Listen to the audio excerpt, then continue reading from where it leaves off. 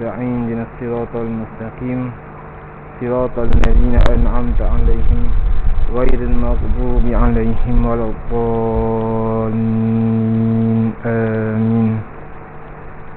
Alhamdulillah Rabbil Alamin. Wassalatu wassalamu ala ashrafil anbiya'i wal mursalin wa ala alihi wa sahbihi ajma'in. Subhanaka la ilma lana illa ma 'allamtana innaka antal alimul hakim. Wa la hawla wa la quwwata illa billahil 'aliyyil 'azim. Asyhadu an la ilaha illallah wa asyhadu anna Muhammadan 'abduhu wa rasuluh. Allahumma salli wa sallim ala sayyidina Muhammad wa ala alihi wa sahbihi wa sallim. Amma ba'. Yang saya hormati Tuan Nazir, Tuan Imam, Tuan Bilal, seluruh ahli jawatan kuasa masjid, seterusnya hadirin hadirat jemaah muslimin dan muslimat yang dikasihi Allah sekalian. Alhamdulillah, pertamanya kita merafakkan kesyukuran kepada Allah Subhanahu Wa Taala atas keizinan dan limpah rahmat yang Allah berikan kita pada malam ini, dapat kita meneruskan medan ilmu untuk kita memperoleh keberkatan Allah Subhanahu Wa Taala. Jadi seperti kelaziman setiap bulan, sedikit perkongsian berkenaan dengan hadis 40 matan Imam An-Nawawi, Syarahan Al-Wafi.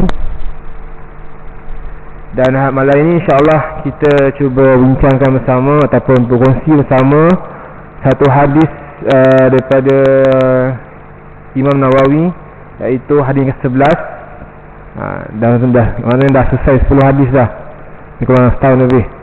So insya-Allah kita akan teruskan pada akan datang. Dan malam ni insya-Allah kalau berkesempatan, masa diberikan, kita akan baca 2 hadis. Kita akan cuba bincangkan atau kita buat perkongsian 2 hadis, hadis yang ke-11 dan hadis yang ke-12 insya-Allah. Hadis yang ke-11 iaitu tajuknya berpegang keyakinan dan meninggalkan syubhah. Sebab syubhah ni kita dah bincang lebih kurang 2-3 hadis sebelum ni. Hadis yang ke-6 kita bincangkan dengan halal dan haram wa bainaha fi syubhah. Hadis yang ke-10 juga kita bincangkan juga. Allah menyatakan hendaklah kamu makan benda yang halal dan meninggalkan perkara yang haram, dan meninggalkan juga perkara-perkara syubhah. Dan hari ini, malam ni insya-Allah kita akan rungkaikan lagi hadis-hadis yang berpegang keyakinan dan meninggalkan syubhah. An Abi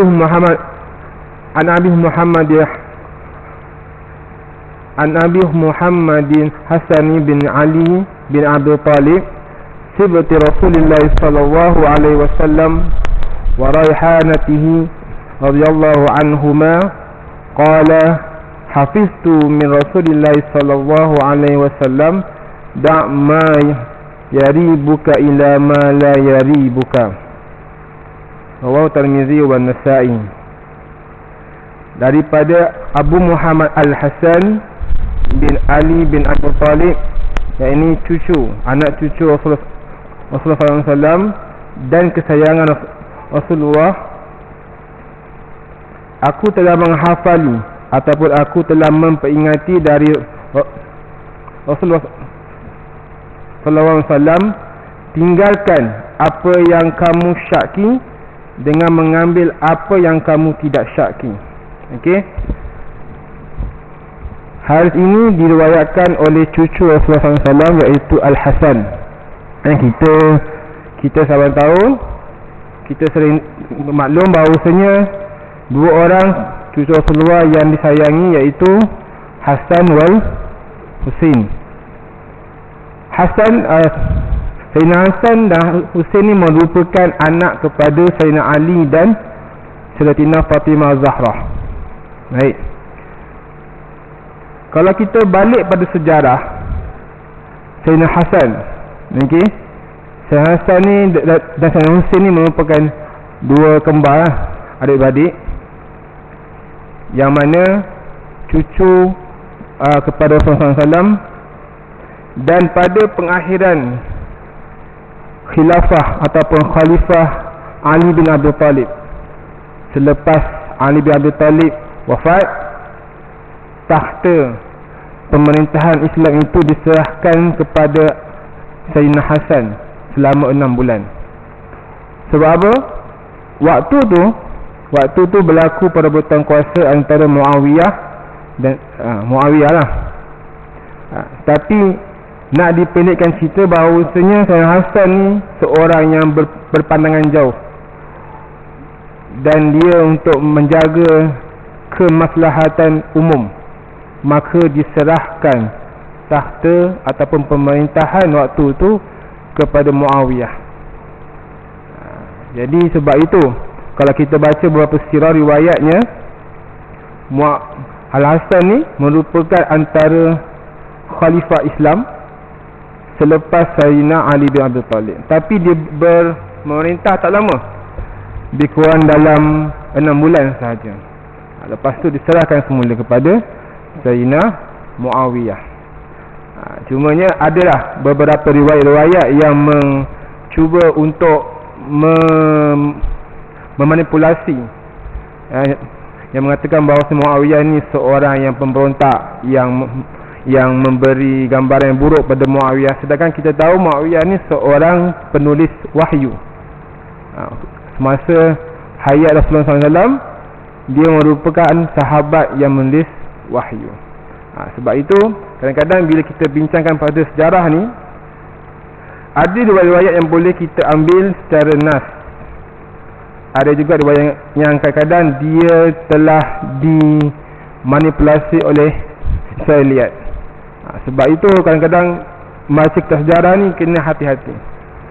Kita kena tengok semua sumber yang boleh kita percayai supaya kita tak tersalah tafsir. Contohnya bagaimana perang Jamal, kan?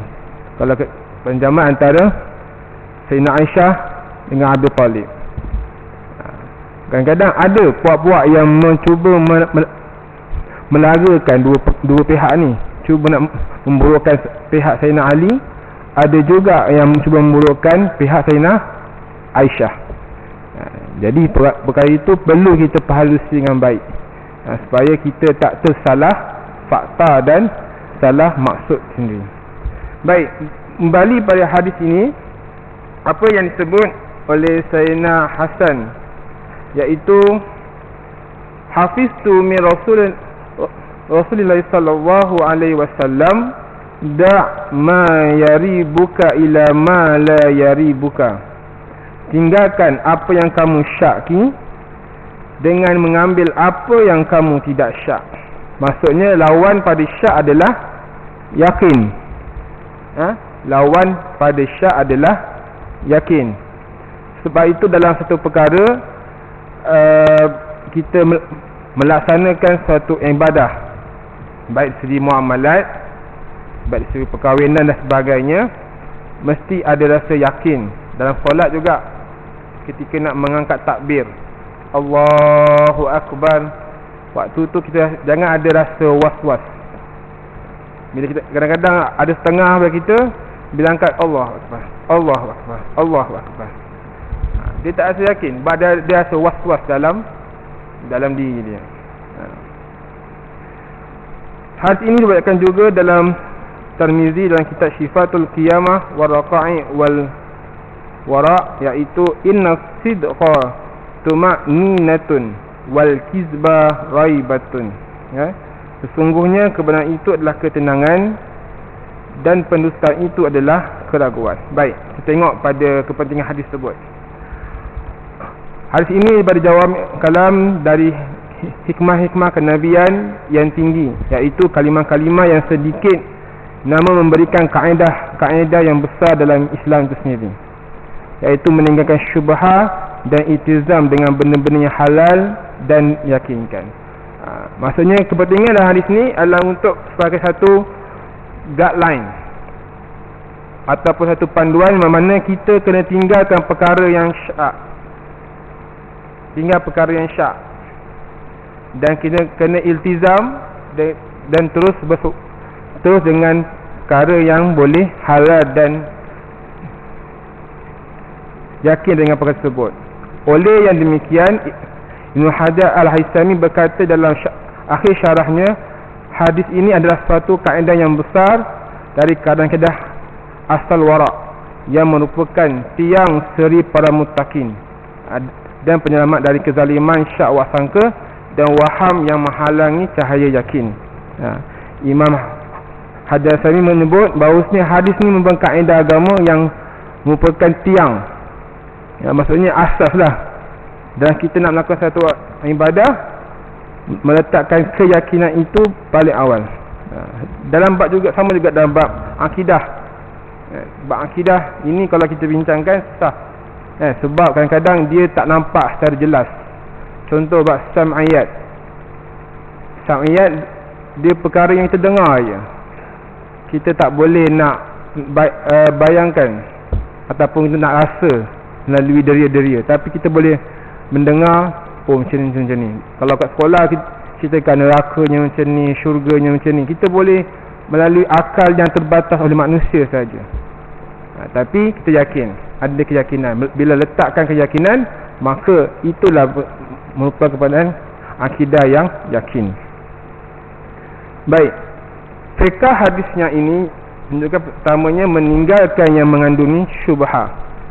Bahawasanya meninggalkan syubhat dalam ibadah, muamalat, perkahwinan dan lain-lain bab hukum hakam dan itizal dengan perkara-perkara yang halal dalam kesemua urusan aspek kehidupan, mendorong seorang itu muslim ke arah wara'. Bila kita cerita wara' ni, dia ada satu tahap yang paling tinggi dinamakan wara'. Kalau dulu saya, kalau yang paling rendah adalah muslim. Lepas muslim naik pada mukmin. Lepas mukmin jadi pada muslih, soleh ataupun muhsinin. Lepas naik pada muslih. Dan wara' ini ada peringkat yang paling tinggi dalam diri seorang muslim. Sebab apa? Wara' ini dia menjaga perkara-perkara yang syubhat. Susah. Hanya orang-orang yang betul-betul iltizam dengan keyakinan dan mendengar syubhat mampu memiliki sifat wara' yang tinggi. Sebab itu kalau kadang kita tengok tok guru-guru kita yang wara' ni, dia sangat menjaga pertama pemakanan. Kan? Makan luar memang susah nak ajak dia makan luar, ataupun nak tengok dia makan dia serun pun susah. Sebab dulu masa guru saya bercerita, orang wara' ni sebab apa dia tak nak makan di restoran serun?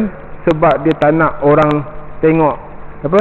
Dia tak nak bagi orang susah tengok dia makan. Maksudnya dia nak menjaga hati orang lain dan juga menjaga diri dia sendiri. Sebab itu kadang-kadang kita nak mencapai wara' ni agak susah. Tapi kena usaha ke arah tersebut. Paling tidak kita meninggalkan perkara yang syubhat. Ini suatu manfaat yang umum dan mencatat waswas syaitan. Ia mengandungi banyak faedah dan manfaat di dunia dan di akhirat. Telah dinukilkan dalam hadis ke-6 bahawasanya barang siapa memelihara diri dari syubhat, maka sesungguhnya beliau telah membebaskan dirinya demi untuk agama dan kehormatannya. Sebab kita yang lepas kita bincangkan syubhat macam mana di antara halal dan haram. Contoh nak cerita mudah, bab makanan, kan? Kadang-kadang kalau kita tempat kerja tu, pantry ke tempat yang kita berkumpul untuk makan ke, kawan letak. Tapi dia tak kata apa pun, nak boleh makan ke tak boleh makan ke. Kita pun kadang-kadang dengan selambanya makan. Itu kalau orang yang syubhat, yang betul jaga dengan syubhat, dia akan pastikan siapa pemilik dia, siapa dia punya pemilik makanan tersebut. Jadi bila dia yakin, dia minta izin, barulah dia boleh hilangkan rasa syubhat dan waswas tersebut. Ini perkara simple lah. Perkara yang paling ringkas saya boleh bawa benda tu. Supaya apa? Sebab benda ni yakin semua pernah lalui kan. Tapi kadang-kadang kita nak jaga benda tu agak sukar, sebab mungkin kita dah rasa kawan-kawan kita mungkin dah halalkan dan sebagainya. Memang halal benda tu, cuba nak jaga syubhat ataupun was-was tersebut. Bahawasanya kehalan yang yakin itu tidak akan terhasil untuk seorang mukmin yang ada syak dan ragu. Halal dan yakin itu tidak akan terhasil sekiranya masih ada dalam diri seorang itu, masih dalam dirinya ada syak dan ragu. Kita dah ragu, makan ini saya punya, contoh kan, dekat office ke dekat mana ke, kita dah ragu. So kena yakinkan siapa punya dulu. Okey. Lagi satu, kalau contoh kita makan makanan yang kita tak tahu dia mana sumber asal dia, itu juga memberi satu gambaran yang untuk kita perlu menjauhi perkara-perkara yang syubhah. Baik. Oleh itu seorang mukmin yang tiada syak dan ragu terhadap kehalalan sesuatu yang diyakini akan kehalalannya akan merasa tenang. Kesan dia apa? Tenang. Dia yakin dah makanan ni halal, bersih, tahu siapa pemilik dia. Dan memperoleh kebahagiaan setelah terhasilnya keyakinan tersebut dengan lenyap segala keraguan dan syak wasangka.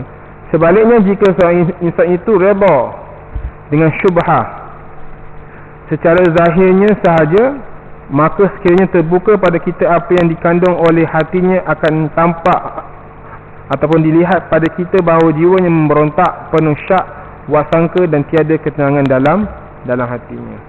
Kadang-kadang sebab itu, kadang-kadang hati kita ni rasa susah. Cuba kita cek balik, cuba kita fikir balik sumber rezeki kita kan.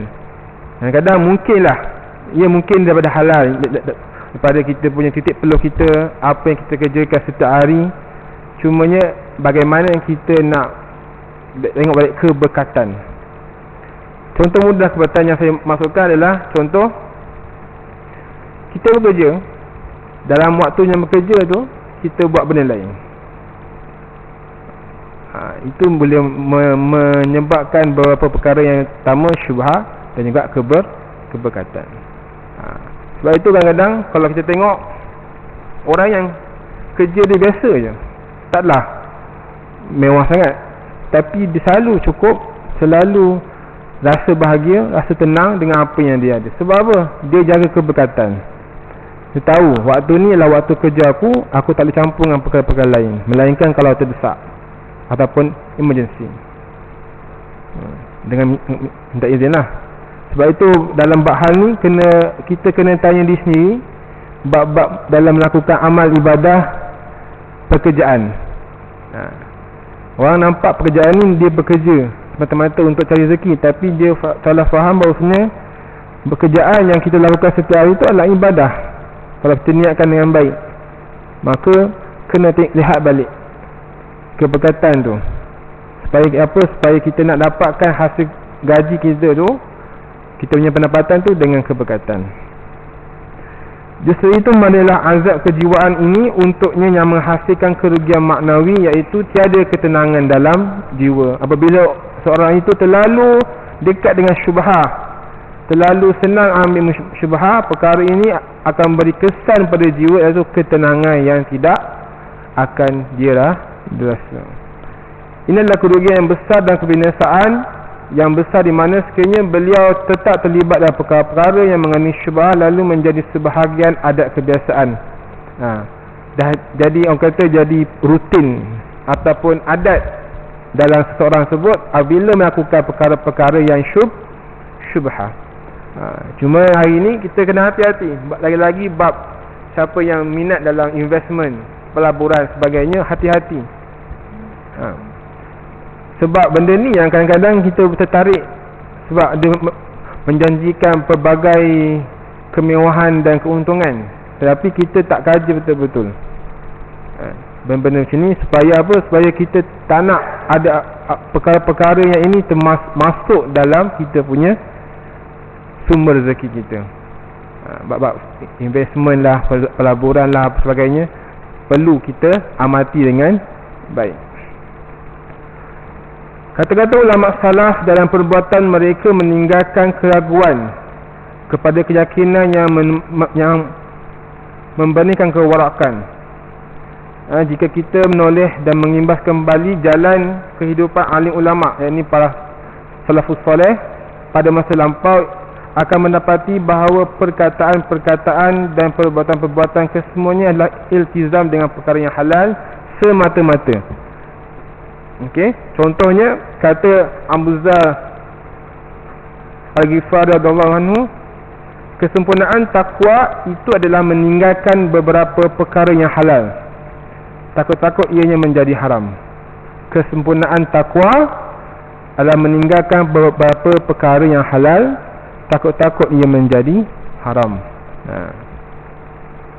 Kemudian kata Abu Abdurrahman Al-Amru Az-Zahid, jika seorang hamba itu seorang yang warak, maka ia akan meninggalkan apa yang diraguinya dan mengambil barang apa yang tidak diraguinya. Kita meninggalkan barang apa yang diragui dan mengambil apa yang tidak diragui. Sebab itu perkara ini sangat penting. Lagi-lagi hari ini macam-macam dia punya metodologi orang nak tarik kita ke lembah syubhat ni banyak. Banyak. Lagi zaman digital ni mudah, kita mudah terdedah dengan perkara-perkara tersebut. Yang terakhirnya kata Fudail bin Iyad, manusia mendakwa bahawa warak itu adalah suatu perkara yang sukar dan payah. Apabila aku menghadapi dua perkara, maka aku akan mengambil yang paling sukar antara kedua-dua tersebut. Maka tinggallah apa yang meragukan kamu dan ambil apa yang tidak kamu ragukan. Jadi tiga kalangan ulama ni telah jelas menyatakan bahawasanya kena berpegang pada apa yang kita yakin dan tinggalkan apa yang kita rasa syak dan wasangka itu sendiri. Sebab kadang-kadang kita rasa syak tu, kita tak tahu, kita tak kaji ataupun kita tak dalami perkara tersebut. Kalau satunya yakin, kita pasti tahu sumber di mana, macam mana dia punya proses, apa kesan dia, apa pengakhiran dia. Maka isi itulah kita perlu ada ilmu dan yakin sendiri. Kesimpulan dari kata-kata mereka ini ialah meninggalkan suatu perkara yang diragui dan melakukan sesuatu yang tidak diragui adalah tanda kewarakan.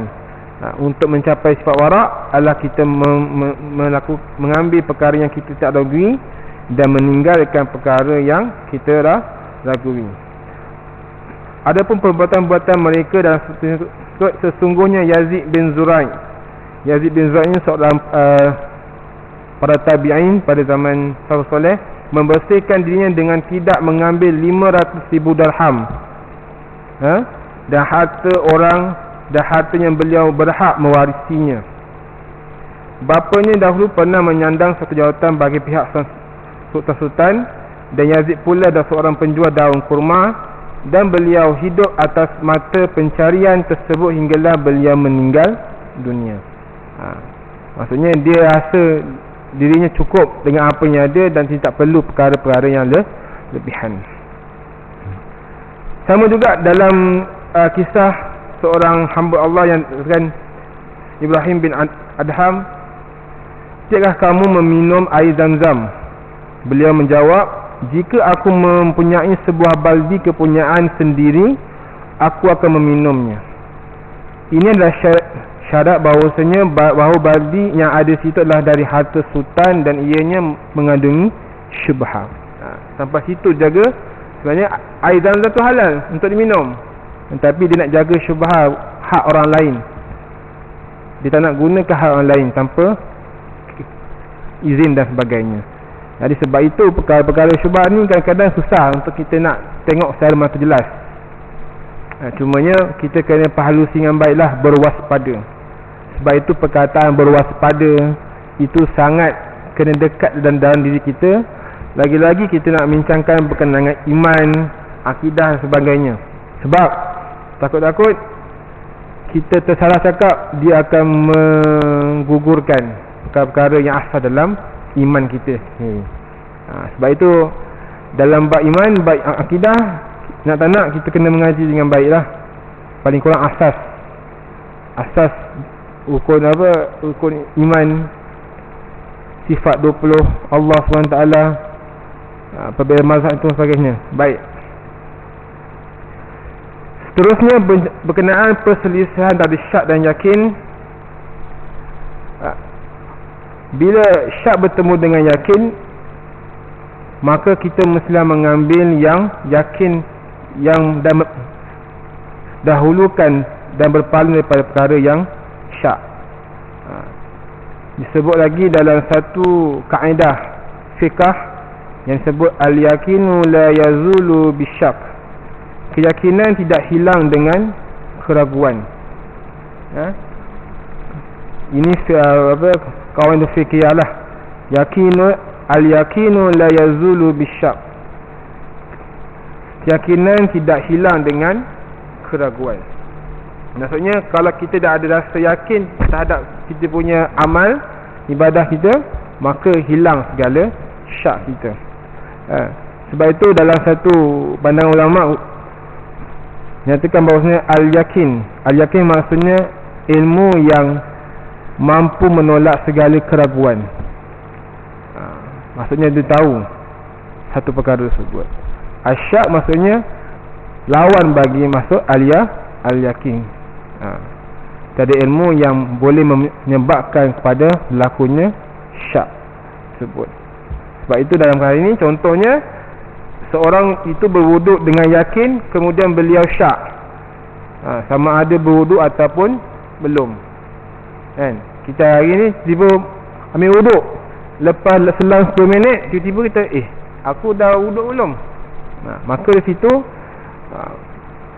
hendaklah diiktibarkan ianya berwuduk. Melainkan kalau kita sebasar itu maknanya kena yakin lah, ada dalil lagi kan, dalalah lagi. Tapi tiba-tiba kita rasa, makanya kena ada rasa yakin untuk maksudnya kita nak teruskan untuk solat. Kerana ia disandarkan pada sabda Muhammad SAW, diriwayatkan oleh Muslim daripada Nabi SAW, "Idza wajada ahadukum fi batnihi syai'an fa ushkila 'alaihi akhraja amla fala yakhruj janna minal masjidi hatta yasma'a sautan aw yajida rihan." Jika seorang itu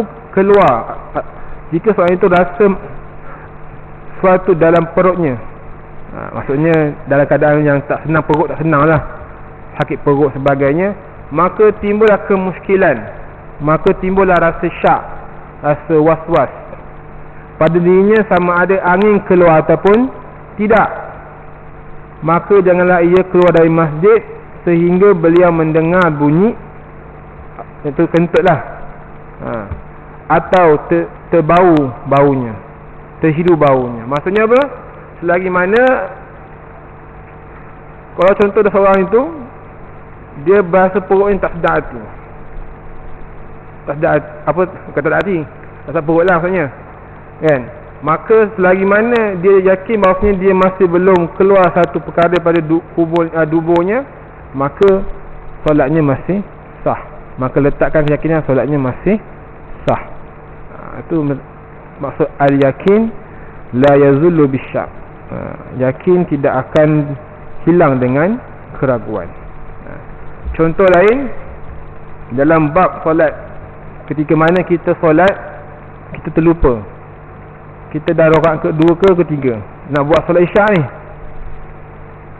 kita mungkin dah terlupa solat isyak, maka kena ambil yakin bahawasanya kita ambil yang paling rendah sekali, iaitu 2 rakaat, dan akhirnya kita kena buat sujud sahwi. Itu kaedah dia sebutkan al-yakin la yazullu bisyak, kena letakkan pada sudut keyakinan dalam ibadah itu sendiri. Baik, seterusnya bincangkan lagi berhenti pada perkara-perkara syubhat bagi orang yang teguh hal ehwalnya. Adapun kami apabila orang yang memperincikan perkara-perkara syubhat dan berhenti pada sebenarnya kami menyuruh orang yang telah teguh hal ehwalnya, iaitu mereka yang amalan-amalannya tetap dalam ketakwaan dan kewarakan. Adapun barang siapa yang tenggelam di dalam perkara-perkara haram yang zahir, kemudian beliau ingin bersikap warak terhadap sesuatu yang mengandungi unsur-unsur syubhah yang memerlukan perincian, maka waraknya amat sukar baginya. Wajib atas kita untuk menentangi atas sebab sedemikian tersebut. Baik, disebutkan juga macam mana seseorang itu kalau dia dalam keadaan yang banyak melakukan perkara-perkara yang dosa, dan dalam tiba-tiba satu hari dia fikir nak untuk menjadi seorang yang warak, maka pertama sekali adalah dia kena meninggalkan perkara-perkara yang haram yang pernah dia lakukan sebelum tersebut. Sebab itu perkara-perkara yang warak ni, pertama asas dia adalah meninggalkan perkara-perkara yang dosa secara zahir. Minum arak, zina, sebagainya tu kena tinggalkan bagi seorang yang pernah buat lah. Sebab itu nak mencapai warak ni, dia bukan satu perkara yang singkat. Dia punya proses itu agak lama, sehingga kan kita boleh meninggalkan perkara yang haram dan melakukan perkara yang wajib. Contohnya seorang yang terlibat dalam perkara-perkara yang haram seperti zina, judi, minum arak, lalu ingin bersikap warak. Ini ceritakan terhadap perkara-perkara yang sukar dilihat pada pandangan mata kasar, seumpama bersikap warak untuk tidak makan ayam yang dijual di pasar walaupun diketahui bahawa ayam tersebut telah disembelih mengikut syariat.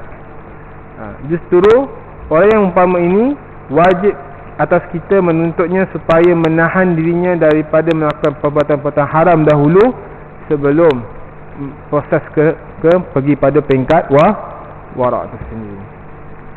Sehubungan dengan itu, Umar radhiyallahu anhu telah berkata kepada seorang yang datang dari Iraq yang bertanya kepada tentang darah nyamuk, yas'alunani an damil ba'udi wa qad qatalul Husain wa sami'tu an-nabi sallallahu alaihi wasallam yaqulu huma raihata ya minad dunya. Mereka bertanya kepadaku, yakni Umar radhiyallahu anhu, tentang darah nyamuk, sedangkan mereka telah membunuh Sayyidina Husain, dan aku telah mendengar Nabi Muhammad sallallahu alaihi wasallam bersabda, kedua-dua mereka, yakni Husain dan Hasan, adalah bunga raihanku dalam kehidupan dunia. Itu digaparkan, maksudnya kita tinggalkan perkara-perkara yang syubhah. Baik.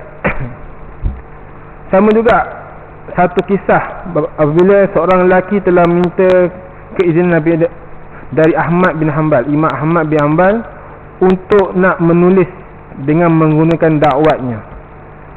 Lalu Ahmad bin Hanbal ni kata apa? Tulislah. Kemudian ini adalah warak seorang yang zalim. Kenapa kata itu? Kemudian beliau berkata kepada seorang yang lain, tidak akan sampai warakku dan warak kamu ini. Lelaki itu ingin menggunakan dakwah Imam Ahmad bin Hanbal agar beliau turut sama memperoleh kewarakan Imam Ahmad. Namun Imam Ahmad mengatakan bahawasanya dakwahnya yang itu tidak akan memberi apa-apa kesan kepada pertambahan kewarakan lelaki itu. Yang menyebabkan kata-kata Imam Ahmad ini mengenai sifat tawaduknya, Imam Ahmad tidak menulis dengan menggunakan dakwah sahabat-sahabatnya. Maksudnya apa? Cerita ni nak digambarkan Imam Ahmad ni sangat menjaga hak orang lain dan hak dia sendiri. Dia tak akan guna semena-mana hak orang lain tanpa kebenaran ataupun tanpa keizinan tuan dia. Sebab itu nak sifat warak dan meninggalkan syubhat ni, perkara sehalus tu pun kita kena ambil tahu dan ambil perhatian. Sama juga cerita-cerita ni bab makanan. Kawan letak dekat pantry, mungkin kawan dah niat lah, sahabat nak makan-makan lah. Tapi kalau orang yang warak, dia akan tanya, dia akan pastikan siapa pemilik makanan tersebut. Kalau kat rumah dia lain cerita. Hak kat rumah tu memang hak kita. Ini kalau di tempat umum, tempat awam. Jadi benda itu kadang-kadang nampak macam simple, ringkas, tetapi dia memberi kesan juga dalam diri kita sendiri. Sebab itu kadang-kadang kena ambil perhatian lah bab-bab ni. Lagi bab makanan. Kan? Makanan. Walaupun orang kata tak apalah, makan je lah, halalkan kan. Tapi at least kita ada rasa tanggungjawab. Kita ada rasa nak jaga kita punya pemakanan atau syubhat dalam diri kita sendiri. Kena buatlah benda tu. Jangan main sebat aja. Sebab-sebab sedap tak? Memang sedap sebab-sebab ni. Tapi kena jaga. Baik. Benar itu, okey. Baik, seterusnya benar itu membawa ketenangan dan dusta itu membawa keraguan. Okey. Sebab itu dalam bab meninggalkan syubhat ni, dia memberi kesan sangat mendalam dalam diri kita, iaitu pertamanya adalah kebenaran itu membawa ketenangan dan dusta itu membawa keraguan. Sebab itu mana-mana kalau kita rasa kita ni kan manusia. Manusia ni dia ada satu sifat dia yang semangat ingin tahu.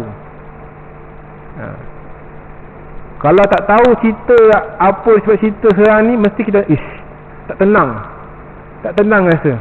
Apa yang berlaku sebenarnya ni? Contohlah kan.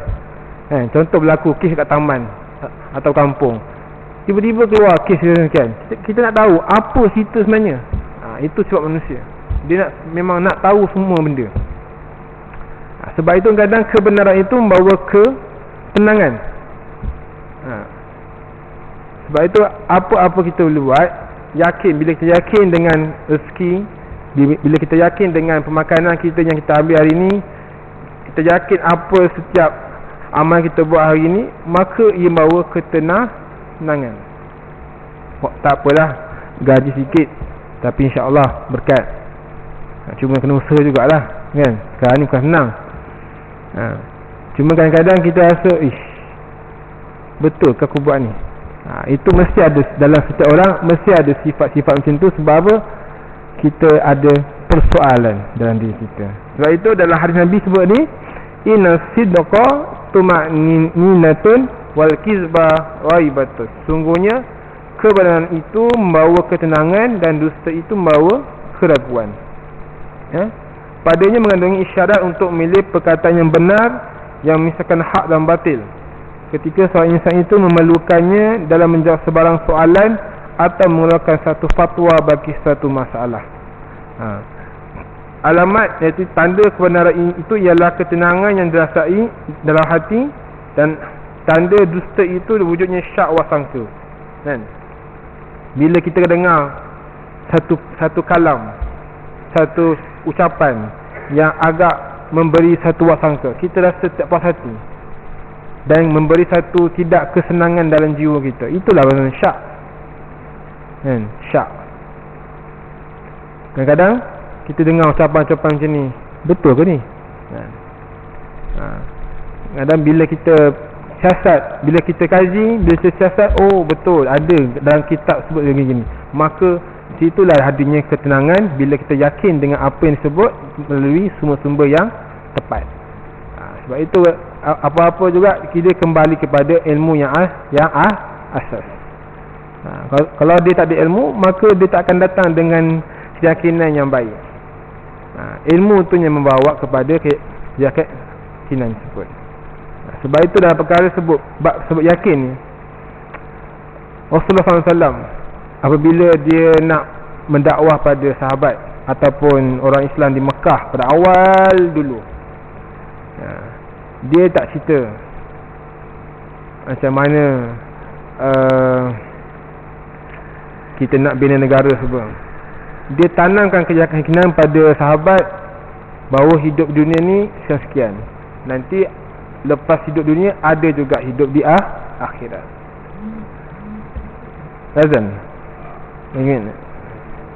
Azan. Oh okey. Baik. Silakan. Okey.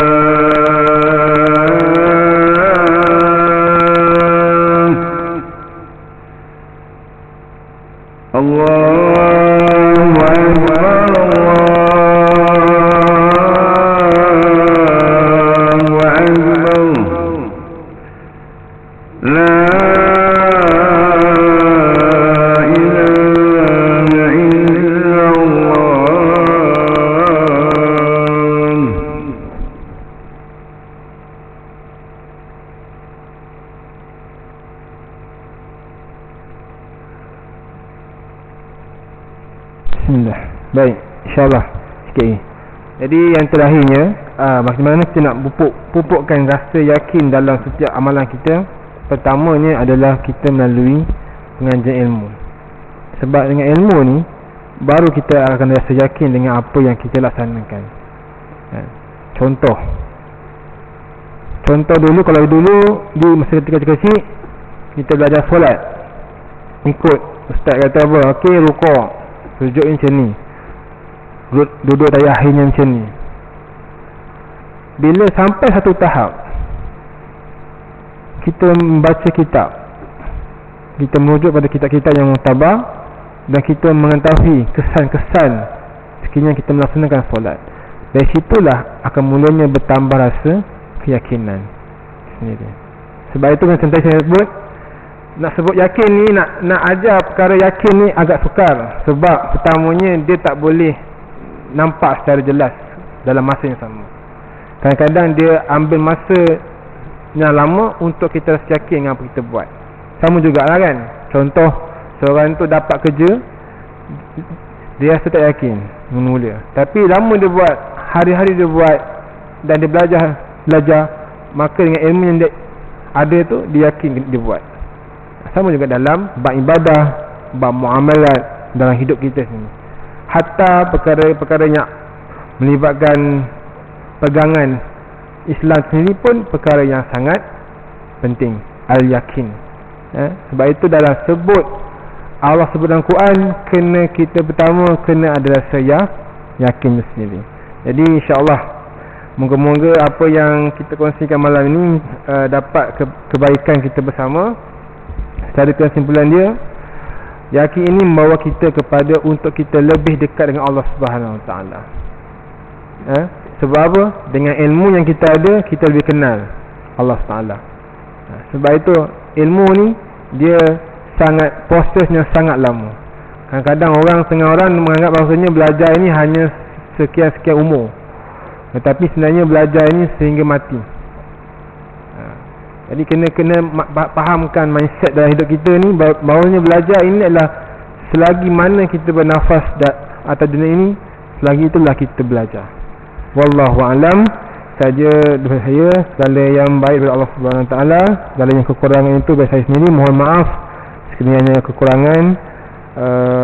Astaghfirullahalazim, astaghfirullahalazim, astaghfirullahalazim. Assalamualaikum warahmatullahi wabarakatuh. Qimus shalah.